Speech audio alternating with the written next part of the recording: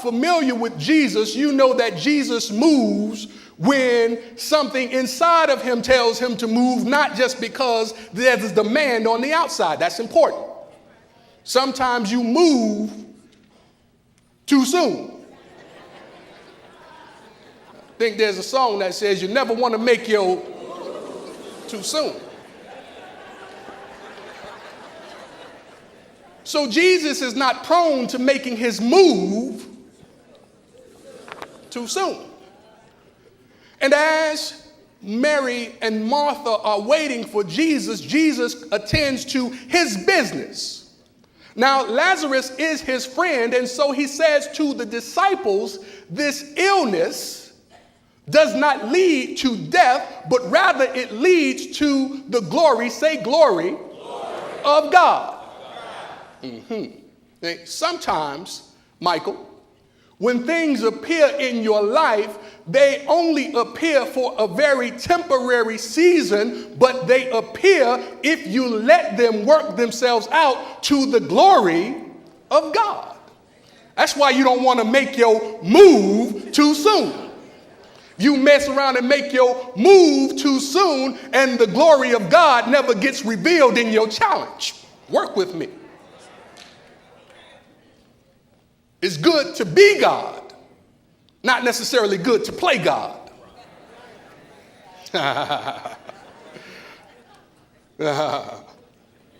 And so, Jesus moves at his own pace. He continues what he has to do in Jerusalem. I assume that is Jerusalem. The text is not clear. It only says that Jerusalem and Bethany are not too far apart. Right? So it's sort of a leap. It's a leap of the interpreter. I'm the interpreter in this case, and so I'm going to say Jerusalem. Plus, it works better for my lesson. And Jesus completes his business in Jerusalem, and then he talks with the disciples, and they decide to head for Bethany. Now, as they are on their way to Bethany, before they make it, it just so happens that Lazarus dies. And when Lazarus dies, everybody goes through what you typically go through when you experience that sort of loss. And so Mary and Martha are deeply distressed. Lazarus is dead. Mary and Martha are hurt, and Jesus is on the way. You still with me? And so now what we have here is an opportunity to see why it's important to give thanks and what giving thanks gives us an opportunity to do. Can I unpack it for you? I've got 3 points. The first is this. Helplessness is a temporary thought that keeps us from seeing out of the window of big picture thinking. Helplessness is a temporary thought that keeps us from looking out of the window of big picture thinking. Did I say thinking or thinking the first time? I meant thinking. Helplessness is a temporary thought that keeps us from looking out of the window of big picture thinking. What do you mean? I mean that in that Lazarus was sick, it appeared as though he was helpless. But whenever you experience any kind of sickness in your life, world, and affairs, there's still an opportunity to give thanks. If you have a headache, you can give thanks that you don't have a finger ache. If you have a broken marriage, you can give thanks that you have a job. If you have no house, you can give thanks that you have people who will let you live with them. There's always an opportunity to see your experience one way, but give thanks for something else. As I'm talking about it this morning, thankfulness is the consciousness, say consciousness. Thankfulness is the consciousness of the benefits that you receive and the goodness that comes along with it. So in order to give thanks, you have to be conscious of the benefits that you are receiving. So now in Lazarus's case, it does not appear as though he's receiving any benefit. And maybe that's only because nobody is giving thanks. You have to look for the opportunity to give thanks when it looks like there's nothing to give thanks for. What do you do? What do you do when your job is closing down? When your relationship is coming apart at the seams?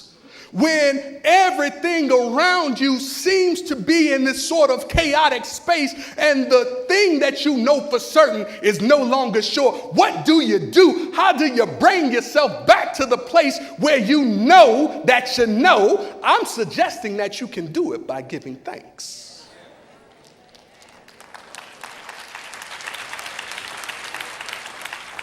Helplessness is the temporary thought.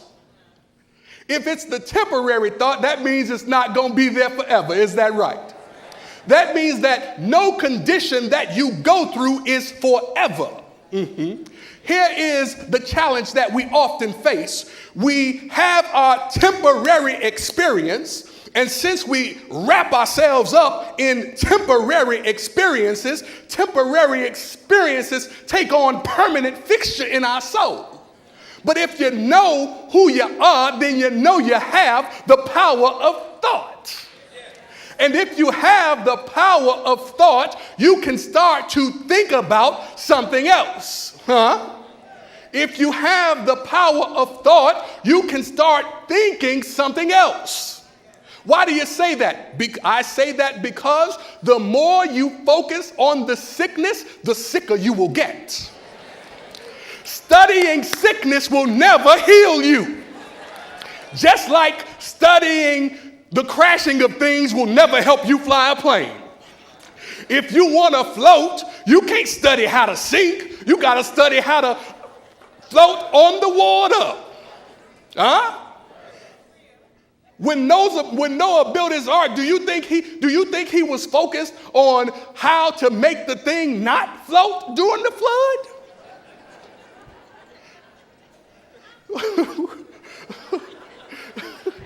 See, what we have to do is stop studying. Stop studying the thing that you no longer want. I'm sure you can revert, you can rehearse or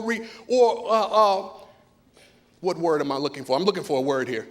I'm sure that you can report chapter and verse the temporary things that have upset you in your life. You know, remember that time?